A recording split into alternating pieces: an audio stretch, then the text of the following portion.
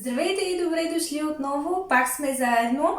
За мое огромно щастие, известно време не бях ви показвала абсолютно нищо ново, за което предварително се извинявам. Днес съм ви подготвила нещо, което може би мнозина от нас знаят. Има малко или много една глътка и въобще дъх по носталгия и по миналото. Това не е случайно, просто защото в едно време, в което ние днес съществуваме и днес живеем, е много по-лесно просто да намерим даденото нещо, като отидем до магазина, закупим си го и всичко е наред. Факт е, че в последно време започвам да преоткривам определени неща, които не са ми правили толкова силно впечатление до този момент. Може би е от животът ми, може би от опита, може би просто защото едва сега отварям очи за нещо такова. И това е причината, поради която искам да ви запозная с една рецепта днес. Защо рецепта? Защото първо по този начин ще направим нещо, което е колкото е възможно по-полезно. Второ, ще занимаем ума си с нещо и ще покажем на себе си за това, че можем да направим нещо, а не да си го купим от магазина. Както вече споменах, днешното време, в което живеем, просто е много по-лесно. Толкова много сме улеснени, че на моменти дори бих могла да го кажа, че ставаме дори и мързеливи. Пък може би трябва да преобърнем светогледа си в тази насока. Днес това, което ще направим с вас, е домашен течен шоколад. Толкова е лесно и толкова елементарно, затова са ни нужни само и единствено няколко неща. Ще вземем масло като първо и едно от основните неща. Естествено какао и сухо мляко е другото. Прясно мляко също. И започваме захарта забравих, която всъщност трябва сега да взема. Напомня ми, че я забравихме. Ще използвам кафява захар, просто защото имаме и бяла, но смятам, че така е по-добре. Тоест сега ще добавя малко от себе си към тази рецепта. Другото, което ще добавя сега ще ви покажа какаово масло. Има възможността да ги закупите какаово и кокосово. Това е било порядък на 7 и нещо. Мисля, че не са се увеличили особено много. Може би това е и нещото, което ме накара да променя въобще виждането си. В последно време нещата до такава степен започнаха да се променят около нас, че абсолютно всичко започва да става все по-скъпо и все по-скъпо. И ние все по-трудно успяваме да компенсираме някои неща. Убедена съм, че има хора, които се лишават от определени други неща. Така че това е едно от нещата, които смятам, че всеки от нас, колкото и да няма възможност и пари, винаги му се дояжда нещо. Така че за това го правим и за това започвам именно по този начин и въобще и новата година с нещо изключително сладко и приятно. Така че предлагам ви да се вземем за работа. След като сме ги събрали, идеята е следната.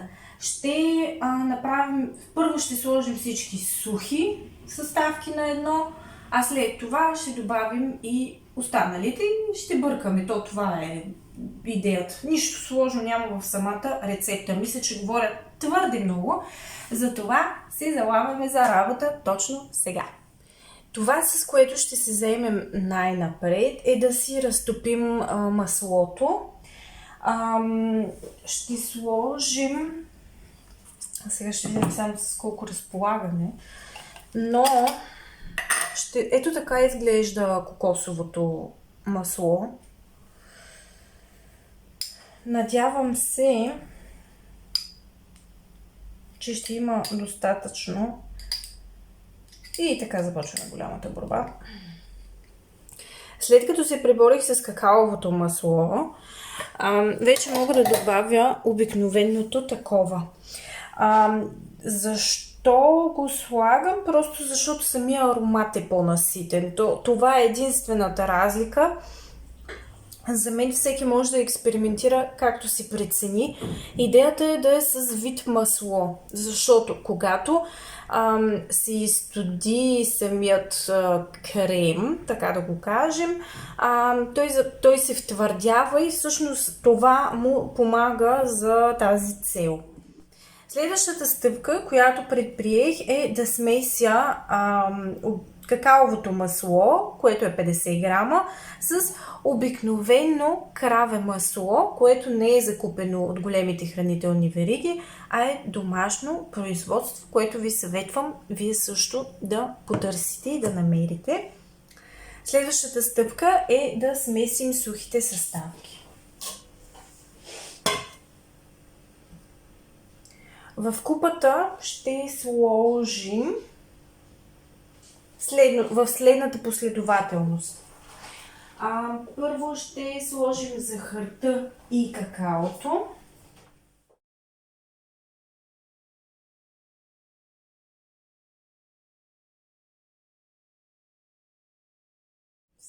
Излиза като... колко е това? 73 грама. Сметнете го, че ориентировачно 7 или 8 може да се слагате захар. Едно от любимите места, на които много обичам да ходя, е една верига магазини, които предлагат различни видове ядки, чайове и така нататък и всякакъв вид, съответно рис, боб, леща, сол и така нататък. Магазинът е страхотен, може би някой път трябва да ви го покажа. Сега, ще сложим от това какао. Аз съм смесила няколко вида какао в него, но последното, което сложих, беше точно от магазина. Така че слагаме какаото сега.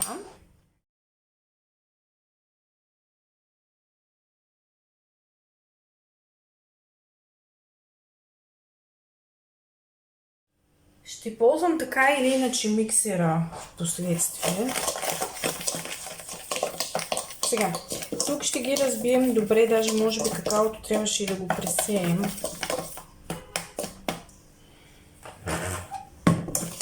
Защото вижте как стои на бучки. Наистина трябваше да го пресеем. Значи, вие пресейте какаото.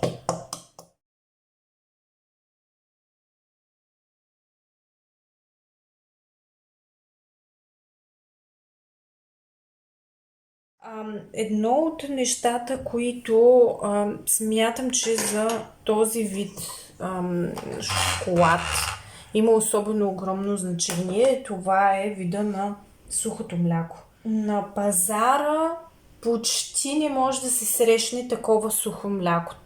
В много малко магазини го има. Нямам идея защо реално е така. Имам два вида сухо мляко. Този е по-разпространения вид тук в България, докато този по-рядко се намира. Честно да ви кажа, предпочитам повече този, но трудно и не във всеки магазин го има. Така че сега ще сложа от него с разликата, че този път ще го пресеем.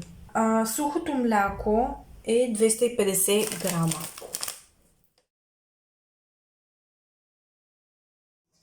И започваме сега да си го разбъркваме.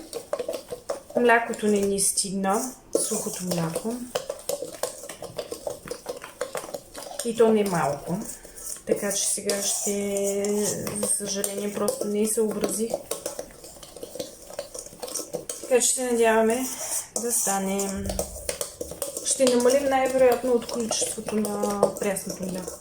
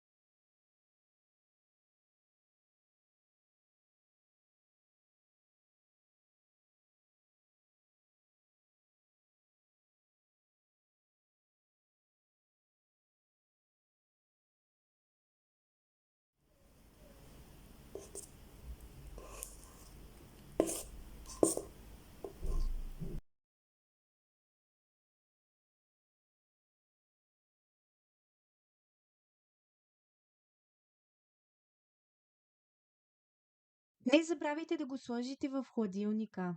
Нека ви е сладко. До следващия път.